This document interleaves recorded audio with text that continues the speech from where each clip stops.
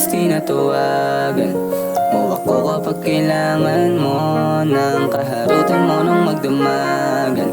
Alam mo din ang kahinaan ko, diba? Kahit na walang tayo, kaya pa rin natin maging masaya kasi walang bago. Ako ang gusto mo lagi nakasama, katabi sa kama. Kahit ano ginagawa, akala mo ay mag-asawa.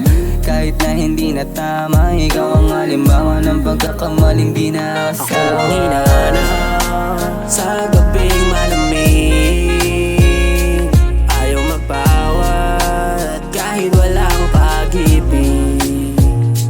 Kahit na mali na maligaya naman tayo, ang kailangan mo lang ay yakap ko.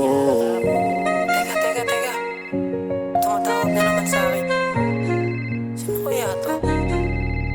Ay. Hello?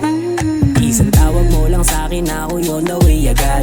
Dahil sa'yo ay sinisipag yung taong tamad. Di marunong lumangoy pero kung yan ay iyong hangat, handa akong sumisid kahit pa na magbabad. Ako pinili mong kasama sa oras na ang sitwasyon ay di na tama. Parehas ang sarili natin di na daya, magkayakap katawan pero ang puso ay malaya.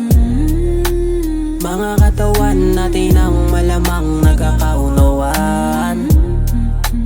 Mahahawakan ko yan pero bawal kumuha larawan.